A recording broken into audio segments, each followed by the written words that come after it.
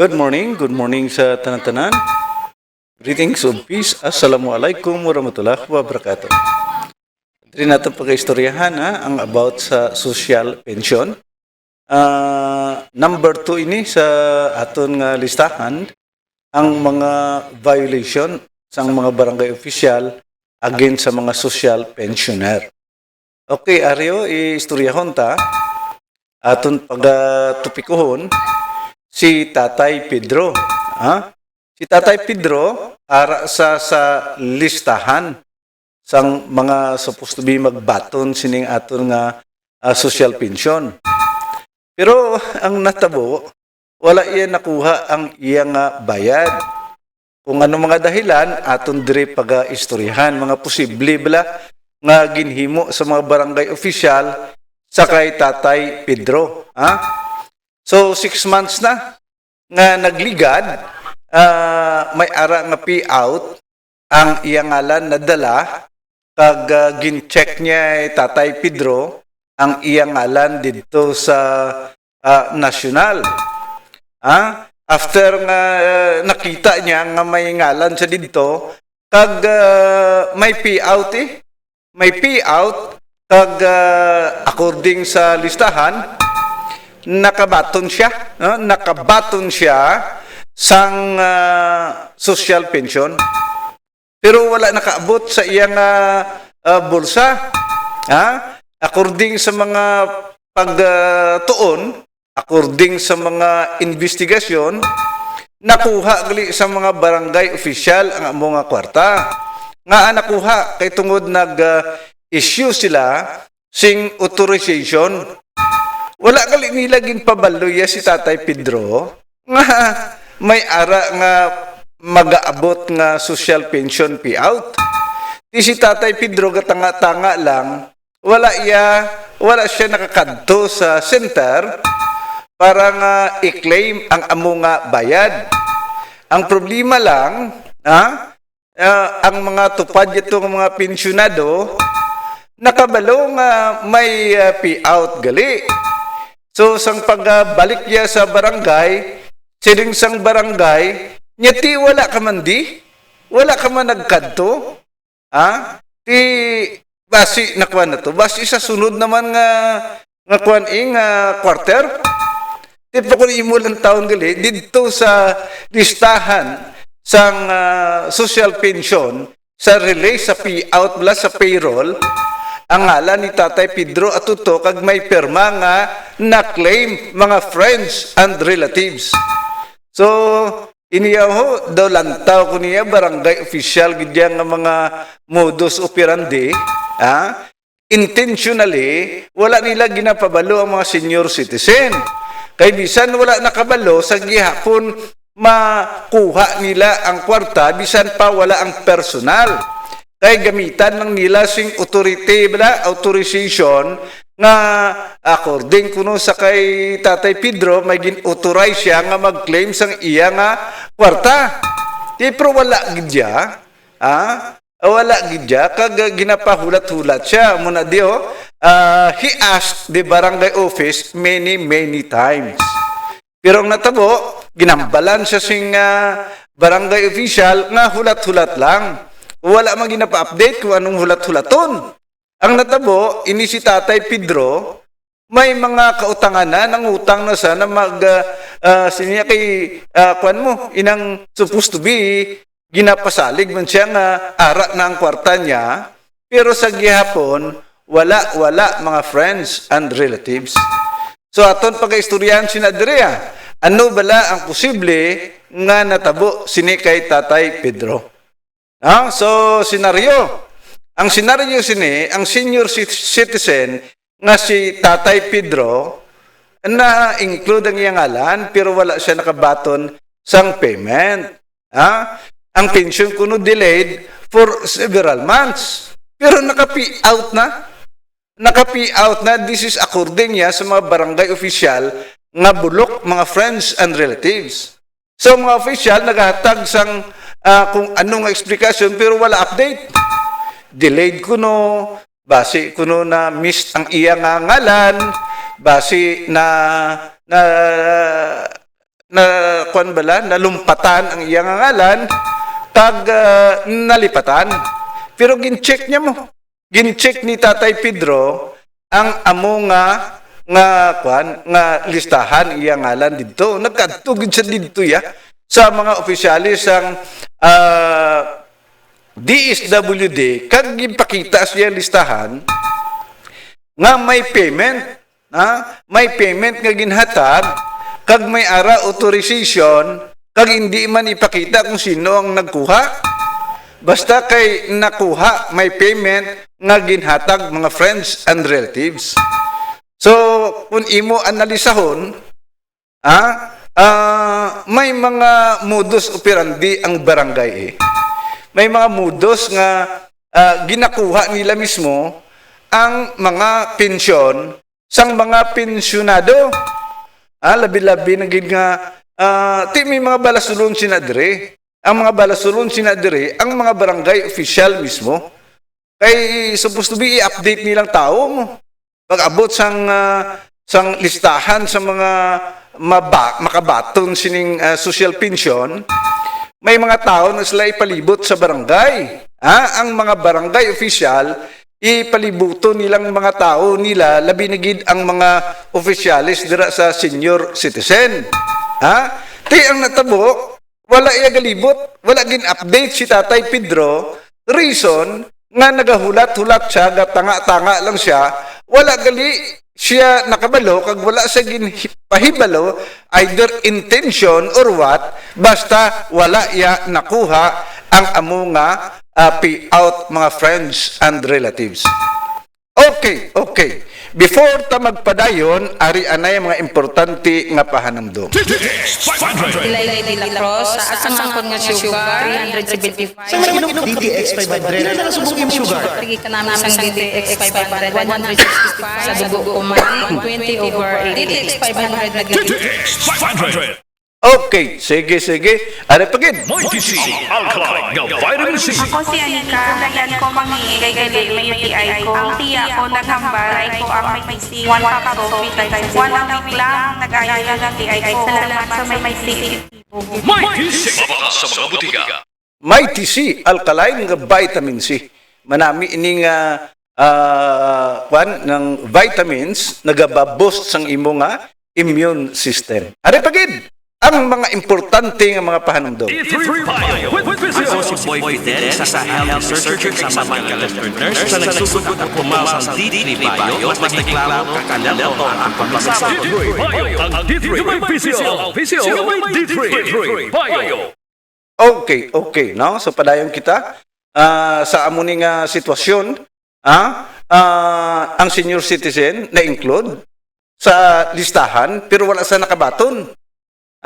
Delayed kuno for several months kag ang mga opisyalis naga-explicar pero wala sing update nga sa sunod makuha mo ni kadto kadi sa muni nga mga adlaw kay proseso namon i-update namon didto i-follow up namon para makabaton ka kay nagambal man siya mo nganiti kap ang akon nga ngalan according didto sa DSWD may nagkuha, kag nakakuha na, may release na, kag may perma. Hindi na pamangkot kung sino nakapirma dito. Sinya, hulat-hulat lang. Kay maabot gina. Pro 6 months na. Nakaabot na ang 2 ka quarter, mga friends and relatives, manag-abot naman ang new nga payouts, pero sa gyapon, itong nga period, wala siya nakabaton. So, duroy-duroy naman si Tatay Pedro nga wala sing financial support. Draya makita nimo nga ang natabo sa iya hardship kag distress siya mga friends and relatives. Lantaon ta kung anong mga violation sini sa mga barangay official. Mga violation mga friends, amo niyo delayed release of pension payments, nakabato ng iban, siya wala. Diin nagkadtuya ang kwarta. Sa diin nga bulsaya, nagsulod ang amo nga kwarta sang social pensioner. Ang natabo gali kung isa may mga rason niya, wala siya na-inform mo. Ang failure to inform the beneficiaries. I-duty na niya sa mga barangay official Kami mga tao man na sila, like for example, ining mga inang opisyalis ang mga senior citizen sa sina nga barangay. Ha? So, neglect of duty, kung lang taon ta, neglect of duty sa mga barangay official dira, kay wala sila nag-provide sing timely nga support. Kinalano niya sa mga opisyalis, asang mga senior citizen mo, bakal nila bulong, mga sa ilang mga maintenance, amo niya ang kinanglanon sang mga social pensioner. Pero neglect of duty, wala gin pabalo mo. Di ang nakatabo sinadi ang mga reality, factual na reality, nag-cause ng hardship sa indigent nga senior citizen. Ang natabo sinadi man, gina-violate nila ang right to prompt assistance. Kinanglano niya mo, hindi niya pwede i-delay dia, mga friends and relatives. So, ano ang mga legal basis? Anong mga legal basis sinadire sa sini nga mga sitwasyon? Aryo, Republic Act 994, Section 6. Anong botsing ano sinadire? Social pension shall be released regularly. Regular na ya. Pensionado na sila kung ano ang natabo di ko kaisa kaladula pa mga ngalan. Tiyan nga isa si Tatay Pedro nakabato na sa sing dating social pension, pero wala sa nakabaton kay may nagkobra sa ngalan niya. In behalf sa ngalan niya, ginkobra sa mga tampuhaw nga mga barangay official or sa mga tao sa mga barangay official. So, dapat ang LGU must ensure, ang LGU, like for example, ining OSCA, ang mayor, dapat i-ensure niya ang mga distribution nga maging timely sa mga senior citizen. So, kinanglan mga friends and relatives, legal provision ini, dira sa Republic Act 994, Section 6. So, ginabutang man na dira, delayed without cause is a violation. Wala cause. Arang kwarta. May payout. May distribution nga natabo. Ang problema lang, wala nahatag sa corresponding nga senior citizen kay hambal nila, wala kuno. Wala siya kuno nagkadto. Tinga wala kakadto. Kay tungod wala man gin-inform sa kwan mo. Sa mga barangay official, amo nang role nila. Libuto na nilang tanan nga mga senior citizen, kag pahibaloon niya nay, sa sunod lang nga simana, sa sunod nga simana, may payout kita, ari imo ngalan ho, number 56 kadi. Hindi ka nami, lipay-lipay mo dahil mga senior citizen sina. The duty to serve with urgency and care, kinanglano na iya. Amo nang ginambal sang Republic Act 994. So, tanan nga mga barangay official, dira, abi, bugtaw man kamo, giyo man kamo, iniya para lang sa aton mga senior citizen. Gambal kamo, palangga yung senior citizen, pero wala nyo ginahipahibalo. Kung may payout or wala, mabalaan lang nila, tapos na ang payout, tapos ang kwarta na claim na sang mga individual, nga wala man sila naghatag authority. Gali kay mga barangay official, gahatag yung authority. This is to authorize Miss Amuni to claim the money in behalf sang senior citizen nga wala nila ginpabalo. Di nakuha nila Amak mula na kung isa ka quarter, 3,000. Di ang 3,000 na magtinudloan na naman sila, ay nagastos na nato ng 3,000. Di promisahin na lang tong senior citizen. Promisahin na lang to, kay tabunan talang na sakasakali. Pero kung hindi man lang siya magreklamo, bay ida. Kung wala kuno reklamo, wala kaso. Di kung isa, tamara naman yung mga senior citizen niya. Tamara naman yung senior citizen, amuni kung kaisa, nga nagataas man ang mga kriminalidad, kay tungod nga, ginapabayan man lang, kag wala man sing may nagareklamo. So, ining aton nga programa, baranggayan, amo ini ang solusyon, pabalo sa mga senior citizen, sang ila mga rights, sang ila mga supposed to be nga kinamatarong. Kung ila na ginaya, kay kwarta na iya nga gin-provide sang gobyerno para sa mga senior citizen. Hindi na pwede magkadto sa ibang nga bulsa, labi na gid sa mga barangay official nga corrupt, mga friends and relatives.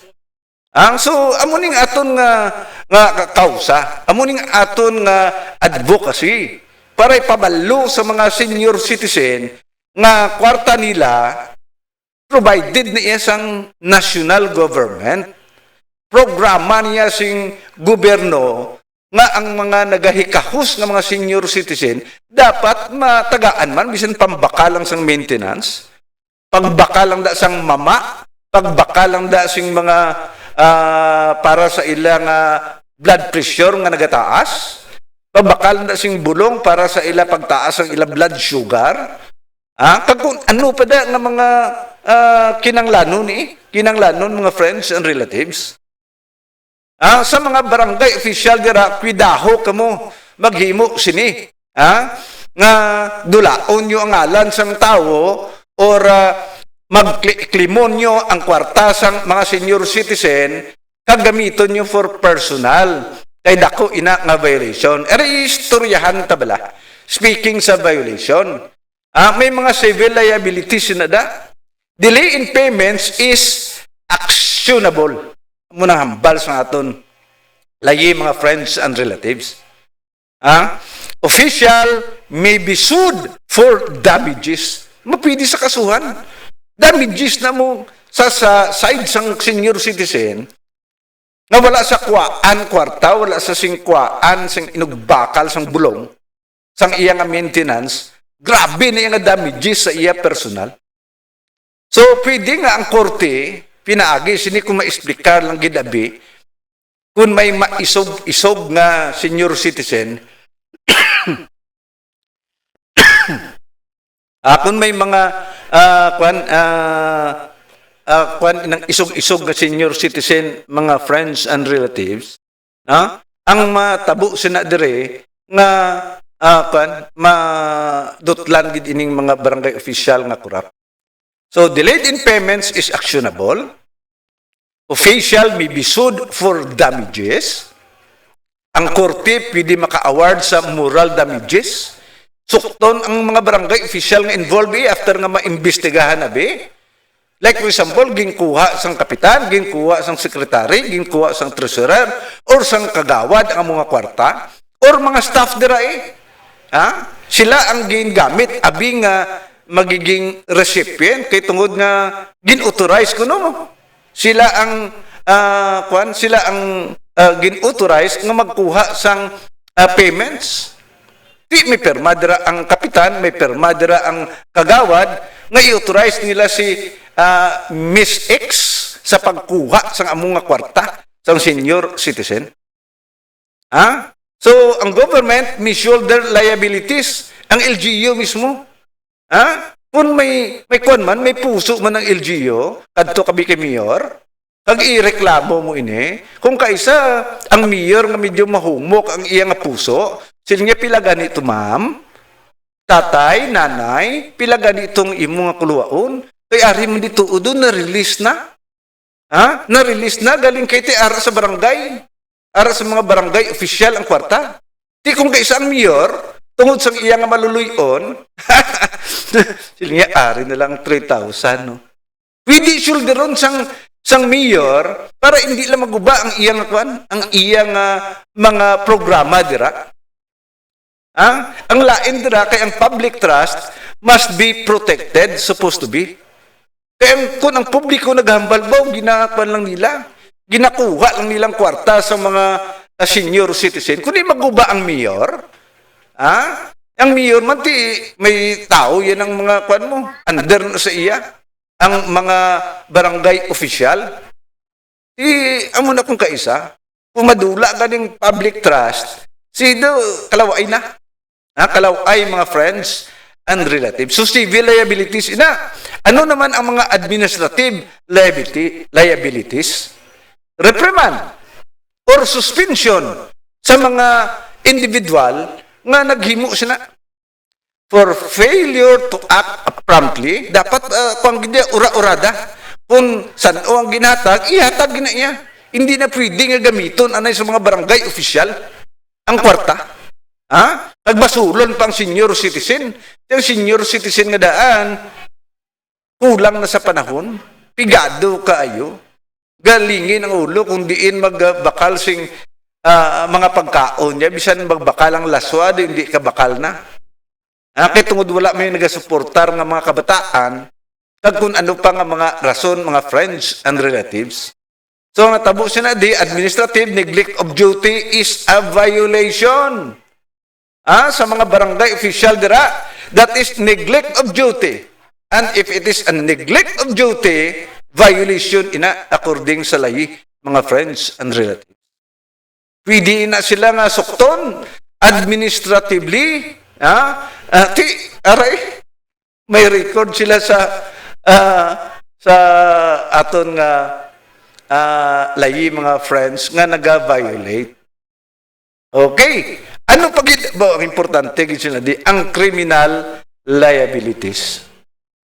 Willful, kung intentionally nga i-delayed tungod na kuha. Maximum charges with a neglect of duty penalty under revised penal code, imprisonment may apply, mga friends and relatives. Hindi na tabaghulat siya na iyang may mga mapriso. Hindi na kita siya na mahulat na may mga administrative cases ihatag sa ila, reprimand kag hambalon nga iuli ang kwarta. Iuli ang kwarta kay kung hindi mo gani iuli, suspension ka for 6 months. Dako ni nga sibuyas, Bombay, mga friends and relatives. Okay, so pabalo lang sa aton mga barangay officials dira, nga nagabaka-baka gid, nga daw ila ang barangay, hindi ina manami. Gina-address ta sini sa 61 barangay sa Bacolod City, kay iniya generic ini nga mga nagakatabo. Generic ini nga mga nagakatabo, bisan pagani sa lagwa sang Bacolod, like for example, sa siyudad sang Bago, sa siyudad sang La Carlota, may mga barangay man kag may mga senior citizen man sina dira.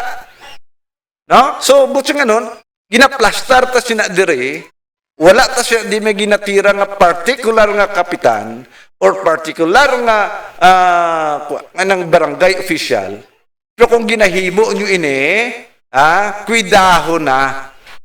Pwede, before nga magreklamo ang pumuluyo, kaya ako niya nga purpose sila diri to enlighten the people, to enlighten the residents of each and every barangay sang ilang rights.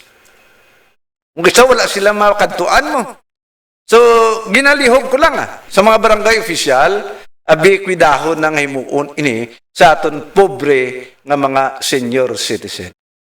Amo lang na ang tuyo ta, kag sa mga individual dira nga naging biktima sini, abi pwede ka mong ka-text, pwede nyo maka-comment sining sa akon nga Facebook, butang nyo inyong ngalan, inyong number, kay tawgan ta kamo, kag aton diri istoryahan sa kahanginan. Pwede ta kamo interviewon, interviewon para at least mabalaan sang pumuluyo ang mga nagakatabo, kag kung sino nga mga barangay ang involved sini, mga friends and relatives. So, hindi na ako magdugay. Sa sunod naman, social pension 103. Sa sunod naman mga friends and relatives. So, before anything else, ari anay liwat ang mga importante nga panamdom. Mighty C, Alkaline, nga Vitamin C. Ako si Mimi, kasi nakita ako tubo. Diabetes na gali. Nung sang pagsugod ko, inom sang may tisi, kapsol 3 times a day, sa sunod. Sa sabulala, nagidagdag ang arthritis stable, bigkayo ang may tisi. Mighty C, sa butika. Hit 3 Payo. Pussy Boys, nagabantay sa ulang na mamaya sa nag-exist, humanag ka malipatod, kay nainabot maron si D3 Bayo, kilala na bulan, nagbalik normal ang saron nila, o pinasa D3 Bayo. D3 Payo. Ang D3 Payo may PCO. Ang PCO ay D3. Mga butika. Kung ang kay Fernando Po Jr. isang bala na, ako, ang linya ko, isang kapsula ka na. Kung matindi at mahaba-habang pagbaga ng harap mo, ikapsula mo. Extend. Supplement Prevent gawa sa maca. Isang herb na nagpapataas ng ating energy at stamina like Flavowaska. Epektibong sexual potency herb. Stimulates libido and treats sexual dysfunction. Sa pulo mo, baby. Extend. Supplement Prevent. Isang kapsula ka. Okay. No? Salamat sa inyong pag-upod sa sining nga programa.